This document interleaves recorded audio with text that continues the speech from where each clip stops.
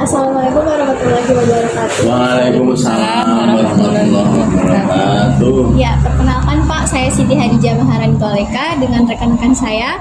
Kami dari Universitas Ahmad Dahlan, Prodi Kesehatan Masyarakat, Fakultas Kesehatan Masyarakat. Di sini kami akan melakukan wawancara untuk memenuhi tugas mata kuliah pemberdayaan dan pengorganisasian masyarakat dengan Bapak Rusman Hadi selaku Ketua PCM atau Pimpinan Cabang Muhammadiyah Sewan Selatan. Ya, mungkin sesi wawancaranya boleh dimulai sekarang, Pak. Oke, silakan. Pertanyaan yang pertama itu Pak, apa alasan yang tercetusnya nama PCM Sewan Selatan? Adakah sejarah berdirinya PCM ini? Ya, terima kasih. Sebelumnya terima kasih, selamat datang di rumah saya, Rusman Hadi, Ketua PCM Sewan Selatan. Jadi ini Muhammadiyah Sewan Selatan itu diawali dari Muhammadiyah Cabang Sewon dalam satu kecamatan, satu PCM. Pada tahun 1977 terjadi pemekaran. Jadi dulu itu ada 4 kelurahan, Bangunharjo, Pangharjo, Timbulharjo, Purwoharjo itu dalam satu cabang Muhammadiyah Sewan Selatan. Pada tahun 1977 terjadi pemekaran karena memang program Pemilihan Pusat itu semakin banyak cabang yang berdiri akan semakin efektif, sehingga dibagi menjadi 2 cabang tahun 77 itu, yaitu cabang Sewon Utara meliputi Panggung-Harjo dan Bangun-Harjo, dan cabang Sewon Selatan Pendoharjo dan Timbul-Harjo. Karena syarat minimal cabang itu harus ada 3 ranting, maka di Sewon Selatan ada 3 ranting, ranting Pendoharjo Barat, ranting Pendoharjo Timur, dan ranting Timbul-Harjo. Itu sejarahnya. Kemudian semenjak berdiri itu sudah melaksanakan musyawarah cabang Sewon Selatan sebanyak 11 kali. Di periode kepemimpinan itu sudah musyawarah cabang 11 kali dengan pimpinan yang pertama itu Bapak Dr. Andes Haji Muhammad Asrori Ma'ruf MPD, yang belakangan nanti menjadi ketua pimpinan daerah Muhammadiyah Bantul, sudah almarhum. Kemudian ketua yang kedua, ini walaupun mungkin ada 2 periode dan sebagainya ya. Ketua yang kedua itu Bapak Haji Dasuki Hadianto, itu menjabat 2 kali periode, tapi karena sesuatu hal dia mengundurkan diri dan dilanjutkan kepemimpinan itu oleh Bapak Dr. Andes Haji Hadianto. Itu kemudian pimpinan selanjutnya itu dipegang oleh Bapak Haji Asrori Ismail, itu sekarang sudah almarhum juga. Kemudian dilanjutkan Bapak Haji Suharto B.A. 1 periode sudah almarhum. Kemudian dilanjutkan Bapak Dr. Andes Haji Sunarto 2 periode, dan saya Rusman Hadi periode 15 sampai 20 diperpanjang menjadi 22 karena COVID. Kemudian sampai sekarang 2002 sampai 2007 banyak saya. Yaitu secara singkatnya. Apalagi? Kemudian izin bertanya Bapak untuk visi misi dan tujuan organisasi dari PCM Sewon Selatan ini, kalau boleh tahu apa gitu? Jadi kalau Muhammadiyah itu jelas tujuan Muhammadiyah itu menjadi visi misi, yaitu mewujudkan masyarakat Islam yang sebenar-benarnya untuk menjadikan masyarakat itu menjadi orang yang beragama sehingga nanti bahagia hidup di dunia dan akhirat. Jadi nanti bisa juga dilengkapi di dalam tujuan Muhammadiyah. Secara spesifik memang di breakdown menjadi program kerja, yaitu lain ya. Visi misi mewujudkan masyarakat Islam yang sebenar-benarnya berdasar Al-Quran dan As-Sunnah, itu visi misinya. Nanti sampai ranting pun seperti itu. Ini apalagi? Mungkin pertanyaan selanjutnya itu bagaimana struktur organisasi di keanggotaan Sewon Selatan ini Bapak? Jadi dalam setiap pemilihan cabang itu mesti memilih pimpinan. Ada yang 9 personel, ada yang 11, 13, yang penting itu apa yang menjadi keputusan musyawarah pimpinan untuk membentuk. Jadi sebelum musyawarah ada muspim, itu menentukan berapa pimpinan yang akan dipilih di cabang masing-masing. Nah, variatif Sewon 11 pimpinan personil, ada 9 belum pernah. Nah yang terakhir ini hanya memilih 11 orang, ya, 11 orang. Yang kemarin juga 11, tapi nanti pada setelah dipilih dari 11 terpilih itu boleh menambah. Nah, jadi bisa jadi 11 itu bermusyawarah menjadikan 13. Nah, terakhir itu 11 orang periode yang kedua ini dengan susunan personalia, bukan pengurus ya, susunan pimpinan. Ketuanya saya, Dr. Handes Haji Rusman Hadi. Wakil ketua yang membidangi tentang dakwah itu Bapak Haji Hastoro SPD. Wakil ketua yang sekaligus membidangi wakaf Bapak Heri Gunawan Muhammad SE. Wakil ketua yang sekaligus membidangi olahraga dan pembinaan AMM itu Yuda Kurniawan SE MAC. Wakil ketua yang membidangi tentang pemberdayaan masyarakat dan ekonomi Bapak Maulana SE. Kemudian sekretaris itu Bapak Harimawan SPD MSI. Wakil sekretaris Bapak Suroji SPD MPD. Kemudian bendahara Bapak Haji Rusbianto dan wakil bendahara Bapak Rajiman. Itu kemudian satu lagi wakil ketua yang membidangi hubungan masyarakat dan kepustakaan Bapak Suwarsidi SPD. Itu yang menjadi pimpinan di periode 2022-2027. Dan nanti dibentuk majelis-majelis itu yang sesuai dengan bidangnya. Ada majelis pemberdayaan sumber daya insani, majelis wakaf dan pendayagunaan wakaf, majelis tabligh, majelis pendidikan dasar, dan majelis ekonomi dan pemberdayaan. Itu majelisnya itu ada anggota lagi, itu tidak perlu saya sebutkan karena banyak sekali. Apalagi? Ya Pak, izin bertanya Pak, apakah di PCM Sewon Selatan ini ada program yang berkaitan dengan kesehatan masyarakat? Oke, jadi gini, secara struktur kita tidak punya bidang yang membidangi kesehatan masyarakat. Karena apa? Karena itu membutuhkan seperangkat khusus. Tapi kita punya programnya. Contohnya apa? Melakukan pemeriksaan kesehatan di masyarakat. Kita kerjasamakan dengan rumah sakit maupun dokter-dokter yang ada di wilayah selatan.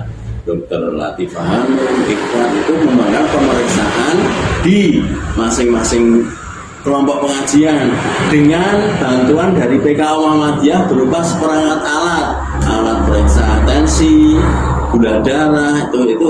Kemudian langsung kerjasama dengan dokter kita hadirkan, kita pemeriksaan. Kemudian ada lagi sosialisasi tentang kesehatan, ada. Yang jelas kita menyediakan 2 ambulanmu untuk mengcover orang-orang yang membutuhkan pertolongan. Jadi itu juga menjadikan program kesehatan, gitu. Tapi kan tidak langsung. Ada orang sakit, minta tolong diantar ke rumah sakit. Nah itu juga dalam rangka program kesehatan. Selama COVID kemarin, 2 ambulan itu, 1 khusus tidak, maksudnya 1 itu tidak boleh untuk jenazah, yang 1 boleh orang sakit maupun jenazah. Itu ambulan itu 1 khusus untuk yang orang sehat sampai sekarang, yang 1 itu campuran, ada yang untuk jenazah, ada yang sakit sampai sekarang. Dan program-program yang lain termasuk yaitu tadi penyulamnya ataupun program pemeriksaan kesehatan yang kita lakukan kolaborasi dengan yang lain, mungkin nanti dari PKO Jogja dan sebagainya. Ini apa gambaran itu, nanti detailnya banyak sekali. Apalagi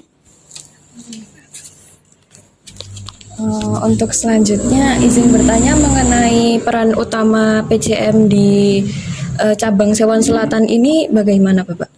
Terkait peran utama PCM-nya. Itu peran utama PCM kan melaksanakan program kerja, terkait dengan bidang dakwah. Tentu kita mengkoordinasikan dakwah-dakwah yang ada di Sewon Selatan. Contohnya apa? Contohnya kita pembinaan terhadap para khotib, kemudian para mubalek. ketika akan ada hari raya, kita mengkoordinasikan pelaksanaan penyelenggaraan hari raya, mendata tempat-tempat maupun siapa khotibnya, kemudian korban itu berapa yang diperoleh hewan korban, zakat dengan distribusinya bagaimana. Nah itu untuk masyarakat. Kemudian melalui lazismu, kita juga mendistribusikan yang namanya zakat infak sedekah.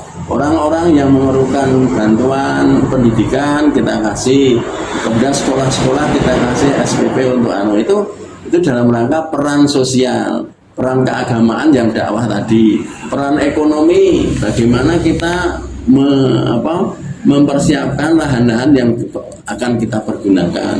Jadi sesuai dengan program kerja yang ada, sesuai dengan majelisnya itu kita optimalkan. Hubungan dengan pemerintah ada enggak? Pertanyaan nanti ada, nanti itu dalam rangka kita pemberdayaan masyarakat di wilayah selatan, termasuk pelatihan pengelolaan sampah. Itu kan juga kita kolaborasikan dengan UAD juga dengan UMY. Di sekolah-sekolah juga begitu. Ini peran Muhammadiyah yang insya Allah sangat dirasakan oleh masyarakat. Bantuan-bantuan tentang program sosial. Kemarin ada yang terbakar rumah, kita kolaborasikan dengan pihak-pihak yang punya dana, kita bantu. Kemudian ada orang yang MCK-nya nggak punya, melalui lazismu kita bantu. Itu jadi perannya banyak sekali di masyarakat, di pendidikan dan di kesehatan. Mungkin nanti bisa diambil. Apalagi Oke, Bapak izin bertanya, bagaimana pola kerjasama yang dilakukan oleh PCM Sewan Selatan ini terhadap masyarakat ataupun pihak lain seperti contohnya pemerintah desa, dinas kesehatan, dan puskesmas seperti itu, Bapak? Yang jelas dengan Bupanewu Sewon itu kita sudah sekali. Setiap kegiatan kita dilibatkan. Selama COVID sekali lagi, baik di desa maupun di Kapanewon, istilahnya itu kita sinergi, mana yang membutuhkan kita bantu. Bujak Bupanewu minta bantuan untuk ambulan, untuk ini kita sinergi dari Nahdien, dari Kapanewon, dari kelurahan. Bahkan kita saling melengkapi sehingga COVID di Sewon Selatan bisa teratasi karena kita sedia 2 ambulan. Kemudian untuk kolaborasi yang lain terkait dengan pemberdayaan masyarakat juga tadi sudah saya sebutkan. Kemudian menangani narkoba, kita dengan dinas BNN kita diundang untuk mengikut sosialisasi di sekolah-sekolah. Kemudian dalam rangka 17-an Agustus atau peringatan apapun kita dilibatkan, baik upacaranya maupun penyediaan sarana kesehatan ambulan. Ini baru latihan untuk paskibraka, kita selalu dilibatkan dengan berbagai komponen, termasuk tadi ada orang kebakaran rumah, ada orang tidak punya MCK, itu kita kolaborasi dengan pemerintah desa, siapa orangnya, datanya seperti apa, nanti bareng dari kecamatan, Panewon, dan kelurahan itu ada berapa, kita ada berapa, nanti kita paling tidak ada 3 orang yang tidak punya MCK, kita bantu, kita melalui melalui dana yang lain. Itu kolaborasi dan dirasakan pernyataan Bupanewu, Pak Lurah sendiri, kita juga selalu kolaborasi, termasuk penerjunan KKN, UAD, UMJ kemarin juga sinergi yang bagus. Ada gerak jalan yang dilaksanakan UAD kemarin di Sewon Utara. Kemudian untuk selanjutnya Bapak mungkin mengenai apa saja tantangan yang dihadapi PCM Sewon ini dalam melaksanakan program kesehatan masyarakat, Bapak. Jadi gini ya, kalau yang namanya tantangan itu di sektor apapun mesti ada, dari internal maupun eksternal. Yang internal dulu itu memang dari PCM itu karena tantangan atau bukan? Orangnya itu kan sibuk semua, yang jadi guru, jadi pegawai, jadi apapun itu masih punya tanggungan di masing-masing unit kerjanya. Sehingga kita kadang-kadang mau pertemuan itu harus cari waktu yang benar-benar fake semua bisa. Namun itu juga nggak bisa kumpul, ya kita tetap diadakan solusi, ya siapapun yang bisa datang hari itu, pertemuan tetap datang. Jadi tidak usah menunggu siapa yang bisa komplit. Tapi itu solusi. Tapi harapannya kan mestinya juga itu kabeh bisa, semua bisa meluangkan waktu. Tapi ya nggak bisa orang punya kayak yang jadi guru yang harus ke Jakarta, sekretaris kita berapa hari di Jakarta, tadi malam rapat ya dia nggak hadir, sekretaris ada karena guru SMK 3 ya, tapi ya seadanya, tapi dia tetap, nah, itu internal ya. Kalau eksternal ya apa ya, jadi memang yang namanya dakwah itu ya tidak bisa kita itu untuk memaksakan orang apa pasti harus manut kita, itu yang tidak ya. Dakwah kan harus bijaksana juga. Disajak gini ya, jak ngaji itu ya belum tentu semua ya, tapi kita telaten nanti menyadarkan orang itu dengan penuh kesabaran dan ketelatenan. Tapi itu bukan tantangan ya, itu sebuah fenomena yang seperti itu. Kalau tantangan yang sifatnya menghambat tidak ada, gitu. Karena kita memainkan peran kolaborasi. Muhammadiyah kan harus bisa dengan siapa-siapa. Tidak ada yang namanya tantangan di luar. Cuma ya itu tadi, kebersamaan itu ya karena semua orang, tapi kan bisa disolusi ya dengan IT atau Zoom meeting dan sebagainya. Selama COVID itu nyatanya jalan, kita rapat pakai Zoom. Tapi kalau sekarang ya yang bisa hadir, yang penting rapat ini harus ada. Tantangan dari luar ya nggak ada. Yang kedua yaitu bagaimana kita menyadarkan semua saja untuk mengoptimalkan tugas-tugas kita. Karena yang ini Mbak, yang banyak kendala itu kan karena di formal ya, kayak sekolah-sekolah itu kan juga bukan rintangan, tapi juga harus penuh dengan perjuangan. Seperti sekarang SD kita gitu. Ya alhamdulillah SD kita sekarang dapat 36 siswa. Di saat SD negeri nggak dapat siswa, kita masih sampai kita dapat 2 kelas, itu kan suatu perjuangan. Karena tantangan apapun bisa dilalui ketika kita itu siap. Tapi kalau kita diam saja ya nggak dapat siswa, kan itu TK kita masih hidup, karena kita juga kolaborasinya. Mau apa lagi? Mungkin segitu saja Pak untuk sesi wawancaranya. Mungkin bisa saya ringkas dari pertanyaan 1 sampai pertanyaan terakhir tadi, yaitu PCM Sewon Selatan ini awalnya tuh dari pimpinan Muhammadiyah cabang Sewon, yang kemudian itu terjadinya pemekaran sehingga terbagi menjadi beberapa cabang lagi. 2 cabang. Terus PCM kemudian terbagi menjadi beberapa cabang itu agar banyak cabang yang berdiri itu biar semakin efektif ya. Kemudian tujuan serta visi misinya tadi yaitu mewujudkan masyarakat Islam yang sebenar-benarnya berdasarkan Al-Quran dan Sunnah, dan agar masyarakat bahagia di dunia dan akhirat. Kemudian untuk struktur organisasi pastinya itu memiliki 11 personil ya di kepemimpinan Bapak sekarang. Tadi untuk susunannya itu ada Bapak sendiri, Bapak Rusman Hadi sebagai Ketua Pimpinan Cabang Muhammadiyah Sewon Selatan dengan jajarannya. Kemudian programnya itu seperti pemeriksaan kesehatan masyarakat, juga ada sosialisasi terkait kesehatan. Kemudian dari PCM Sewon Selatan sendiri ini juga menyediakan 2 ambulans yang digunakan untuk membantu dan juga siap siaga. Kemudian peran utama dari PCM Sewon Selatan sendiri yaitu melaksanakan program kerja terkait dengan bidang yang ada pada struktur kepemimpinan di pimpinan cabang Sewon Selatan, dengan tujuannya itu memberdayakan masyarakat. Kemudian sistem kegiatan yang ada pada PCM Sewon Selatan ini melibatkan banyak sektor ya, seperti rumah sakit, terus kemudian dokter gitu, terus kemudian kelurahan yang ada di sini, sehingga program kerja yang dilaksanakan ini semuanya sangat efektif sepertinya Bapak ya, tercapai dengan sangat baik. Kemudian ternyata PCM Sewon Selatan juga memiliki beberapa tantangan. Ada internalnya itu pimpinan cabangnya ini masih punya tanggungan di pekerjaan masing-masing, tetapi sudah ada solusinya, yaitu rapatnya itu dialihkan ke online atau Zoom meeting. Kemudian dari eksternalnya sendiri, karena PCM Sewon Selatan ini bertujuan untuk mewujudkan masyarakat Islam yang sebenar-benarnya, jadi untuk dakwah itu tidak bisa langsung gitu ya Pak, harus pelan-pelan dan juga butuh pendekatan sehingga tercapainya tujuan dari PCM Sewon Selatan ini. Kemudian tadi tantangannya yang lain yaitu bagaimana PCM ini tuh harus melakukan suatu kegiatan untuk membentuk kesadaran diri kepada masyarakat ya, agar terutama anak-anak itu bisa tetap sekolah gitu, tetap ada pendidikan gitu, yang SD-nya tetap punya siswa ya Pak, kayak gitu. Mungkin itu saja dari sesi wawancara kami kali ini. Kami mengucapkan terima kasih kepada Pak Rusman Hadi yang sudah bersedia menjadi narasumber kita.